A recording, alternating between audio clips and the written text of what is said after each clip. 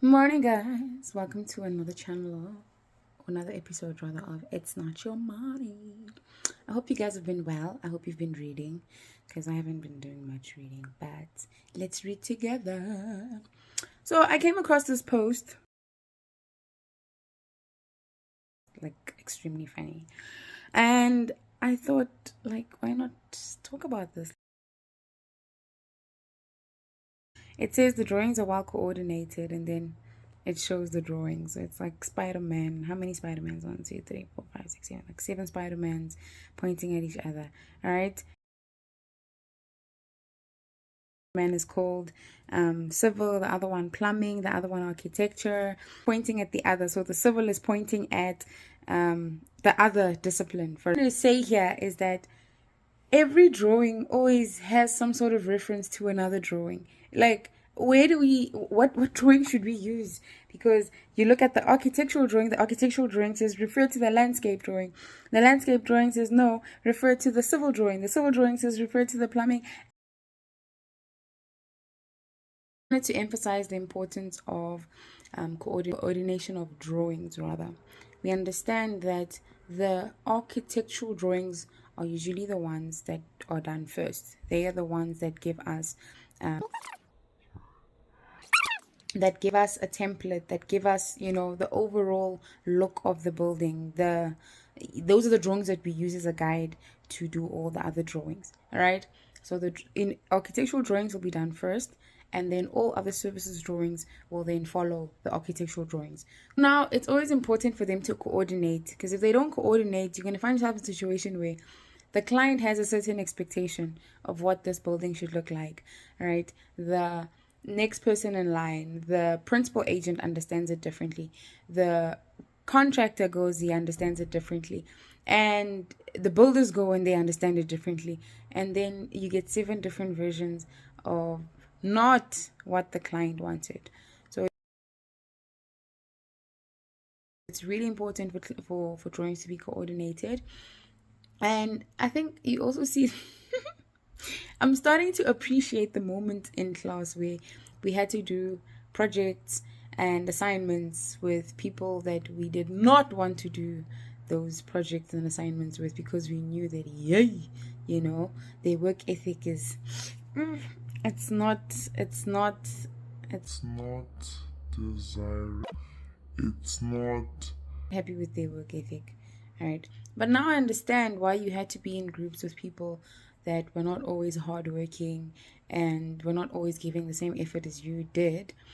Because now you're sitting in a project team where you are owed drawings, things are not done correctly, and you're still fighting, So now you at least know how to manage and control that. And it was sort of preparing us for these moments where people just don't do what they're supposed to do. All right. So yeah, but the importance of coordinating drawings, I'm emphasizing again and again and again. We don't want to find ourselves in a position or situation where the contractor has all the drawings, but the drawings don't speak to each other. The drawings have to speak to each other. It's not an option. It's not a choice. They have to speak to each other. The architectural drawings are the body of the building. They're the template, if I can say. And then everyone else's services need to run according to the architectural drawing. There's a wall here. Make sure your service runs on this wall. Make sure that the electrical service doesn't clash with the mechanical service, So, yeah, you guys need to make sure, you guys as in the designers, please make sure that your drawings coordinate, they speak to each other, so that we're not sitting in a situation where, we are having delay claims because drawings were not coordinated, or drawings aren't speaking to each other. And then people have already built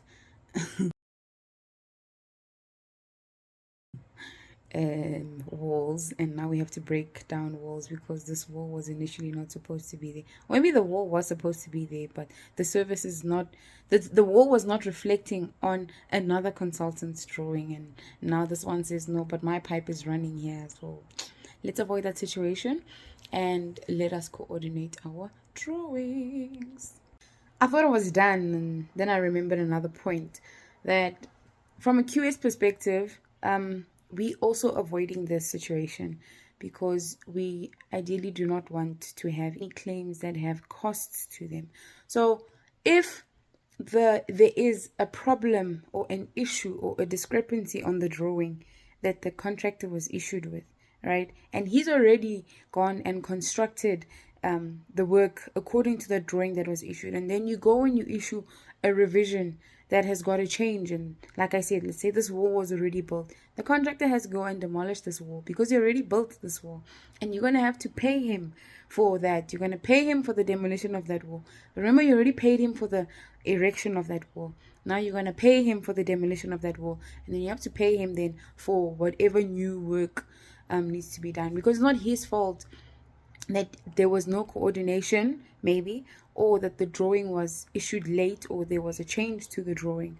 So as consultants, you need to also be careful when you are changing what you are changing, and make sure your drawings are coordinated so that there is no, you're not forced to make a change later in the project. Later you make changes in the project, the more expensive those changes can become. But the earlier on in the project, like, so the sooner you make the change, then the cheaper it is. Cheaper in a sense that we haven't started building, right? But if we go and we start building and we start putting walls up, and now you decide you don't want that wall anymore, we're too far in the project for you to go and demolish that wall. So just be careful. So your drawings are well coordinated. I can't emphasize this enough, because we're sitting here from the cost perspective, and we are trying to not waste, and we're trying to not pay double. We're not coordinate your drawings so that we can all be happy. Thank you.